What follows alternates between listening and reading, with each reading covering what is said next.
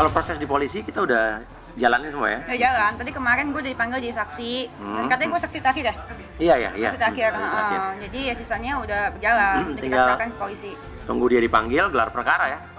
Kita sih membuktikan bahwa kita laporan kita jalan. Jadi kita nggak mau ngelapor tanpa bukti. Kan banyak sekarang orang-orang atau pengacara-pengacara yang bilang, hobinya gue lapor nih, terus preskon, lapor. Iya. Tapi pertanyaannya, laporannya ada yang jalan nggak? Karena setiap orang warga negara berhak membuat laporan SPKT, tapi tidak semua SPKT itu jalan. Jadi, ya kan? Karena nggak ada bukti. Iya, kan banyak spesialis orang yang sering lapor, preskon gue lapor, tapi pertanyaan jalan apa enggak? Kalau kita mah nggak gembar-gembor, ya kita waktu laporan aja diem-diem, atau udah dipanggil klarifikasi itu.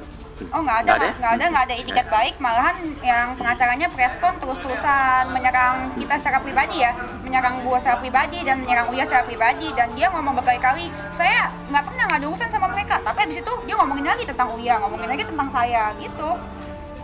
Iya kan ya? Kan beliau juga suka bertanya, kenapa wartawan selalu nanya tentang Uya, saya dengan Uya, saya dengan Denis?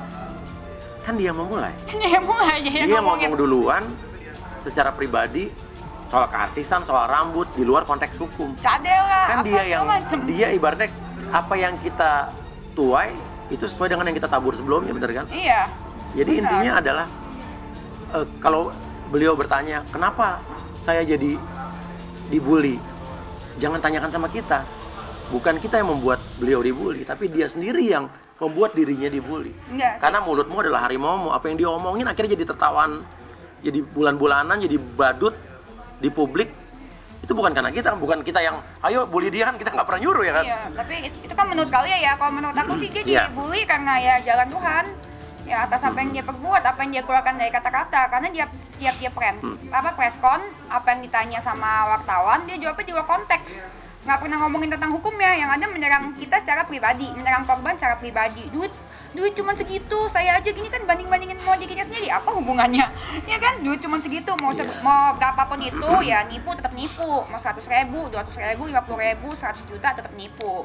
Karena kita udah urusannya ke polisi ya, gue nggak nagih-nagih ya udah biar serahin ke polisi sih udah. Serahin ke polisi. Dan kalau misalkan dia udah pulang, udah sembuh, kan Bang Rasmas ini kan bilang dia udah keluar dari RSJ. Tepatin dong janji abang yang katanya dulu Bapak 3 minggu atau bulan lalu itu kan abang bilang katanya mau klarifikasi.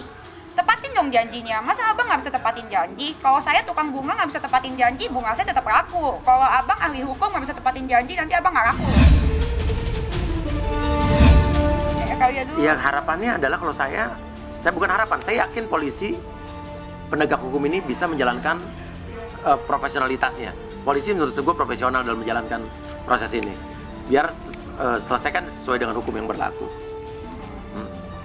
Kalau menurut harus ada efek jerah ya? Harus ada efek jerah. Biar apa? Biar nggak ada korban-korban lainnya. Karena dia ini termasuk menurut gue power syndrome, dan dia bisa menzolimi menindas orang ya gitu kan, nindas orang yang lebih lemah daripada dia. Kayak yang di video saya di Uci aja dibentak-bentak sampai kena mental lah. Semua orang pasti kalau orang biasa. Kalau saya kan dihujat udah biasa, udah sama satu Indonesia dihujat. Jadi katanya saya nggak peduli, nggak takut. Karena biasa ya yang terjadi di sekitar kita, di lingkungan masyarakat, bukan kita, mungkin di luar negeri juga ya. Saat orang menipu, saat orang ngutang, dia akan lebih galak daripada orang yang ditipunya gitu. Itu udah psikologi supaya orang takut supaya kita capek, supaya kita lelah nagihnya, supaya kita lelah untuk mempermasalahkannya. Tapi jangan lupa kita di sini memberikan pelajaran. Kenapa kita terus-terusan membuat konten soal ini? Ini sebenarnya bukan membuka aib sih. Bukan buka aib. Yang kita ngomong adalah fakta. Kita beberkan fakta ini supaya orang lain tidak tertipu. Karena yang tertipu banyak, bukan cuma kita. Supaya mata orang terbuka, bukan hanya kasus penipuan ini, tapi kasus-kasus penipuan yang lain kan sering terjadi di sekitar kita. Supaya orang terbuka, jangan mudah terkena bujuk rayu, dan jangan pernah lelah dari rongrongan ancaman-ancaman orang yang nipu kita, supaya kita capek, supaya kita takut. Jangan. Kita negara hukum, kita gunakan hukum di negara kita untuk menyelesaikan ini gitu aja. Benar, dan dia kan bukan cuma nipu aja. Setelah nipu dia itu menghina terus begitu mengancamnya parah ya. Mengancamnya parah. Nah, kalau udah kayak kita yang punya utang gitu. Jadi kalau bukan ada yang takut, mental down, terus segitu dia yang nipu, dia yang gua laporin ke polisi kayak gitu. Gua ke Polda sekarang kayak gitu. Dan menurut gua ada instansi yang melindungi dia kayak Brimob gitu buat apa sih? Iya kan? Itu kan oknum lah, itu oknum lah ya. Oknum ya? Iya. Oknum ya, bukan instansi ya? Iya itu. Terus begitu, untuk apa dilindungi BRIMOB? Nanti dia kan malah jadi makin ngerasa punya power, makin berani gitu. Dan orang-orang di sekeliling dia juga menurut gua harus bertanggung jawab kalau misalkan ikut-ikutan gitu. Dan suaminya menurut gua ya netizen aja udah pada menduga-duga kan suaminya itu ikut campur. Ya masa iya suaminya kagak tahu dia ngapain aja. Terus nggak mau speak up lagi, gemes deh aku. Beneran? Enggak juga sih. Kali ini gue yakin gue benar. Kalau mau eksis di dunia kamera dari dulu kan gue berhasil. Cuma dengan makan wahyu aja gue udah rame. Kalau ini gue yakin karena gue benar membela kebenaran dan keadilan gitu. Tapi lu mau ngambil keuntungan juga nggak dari masalah ini? Keuntungan sih enggak sih, ngambil keuntungan apa? Enggak juga. Kecuali pas gue berantem sama DP, endorsan banyak. Ini endorsan yang banyak. Kagak enggak. Yang gue berantemin kan bukan orang lebih banyak keluar modalnya ya? Apa? Ini lebih di sini sekarang lebih banyak keluar modal daripada dapat deh. Keluar modal sih enggak, cuma lebih capek karena kerjaan bertambah, waktu, lebih gitu waktu. Kalau berantem sama DP gue akuin, ya berantem sama dia gue akuin dapat 700 juta. Iya, kalau nggak dibagi. Iya iyalah, gue juga ngatain gue. Nah itu gue akuin. Nah kalau ini kan keuntungannya apa? Keuntungannya ya cuman karena gue mendapatkan kebenaran. Gitu. Tapi kali ini gue setuju sama dia sih. Waktu dulu gue terus terang nih, jujur. Waktu dulu gue sama dia tuh enaknya bukan main.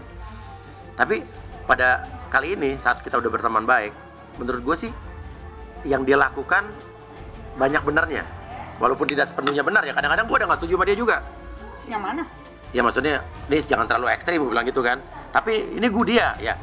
Gue nggak bisa bilang juga dia salah karena kita pribadi yang berbeda kan. Mungkin gue yang terlalu takut, lo yang terlalu berani, bisa jadi gitu kan. Salah yang mana nih BTW? Tuh kan, berantem nih gue nih. Berantem nih gue nih ya. Kalau untuk fakta-fakta yang berhubungan dengan kasus saya dengan dia, semua udah saya serahkan polisi. Tapi kalau informasi-informasi baru yang ada tentang dia tapi tidak ada hubungan dengan saya banyak banget, itu aja. Banyak sekali. Ke dia juga ada gitu. Banyak, mungkin lebih banyak ke Dennis kali ya. Karena Dennis punya posko, cuman ya saya sih sebenarnya diam aja karena emang tidak ada berhubungan dengan saya kecuali dia yang ngancam saya lagi atau segala macam itu beda ya. Tapi kan sekarang dia diem. Tapi kenapa?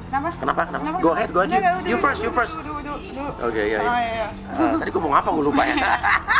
Udah gue dulu ya? Oh ya udah. Tapi kalau gue sih, gue akan tetap tindak lanjutin semuanya yang aduan dari orang. Karena kebiasaan, gue ngeliat korbannya tuh kayaknya kasihan banget gitu, dipaksa-paksa bikin pengakuan lah, ada yang diancam-ancam kayak apa lah, ada yang sampai dipenjarain lah, dijebak apa segala macam. Dan menurut gue itu emang ada apa lagi informasi datang ke lu? Ada yang contohnya yang gue dengar, gue belum ketemu langsung. Ini yang gue dengar tentang yang mantan istrinya. Nanti akan gue kabarin mantan di depan. Mantan istrinya Lukman. Oke.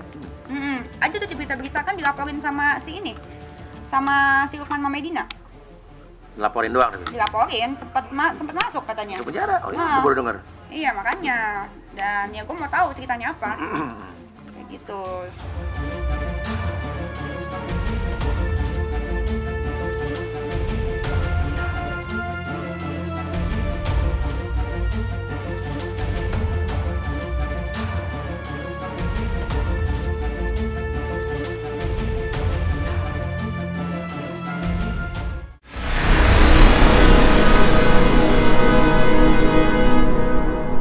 Jadi jangan lupa untuk subscribe Cumi Cumi. Ditekan ya tombol lonceng merahnya.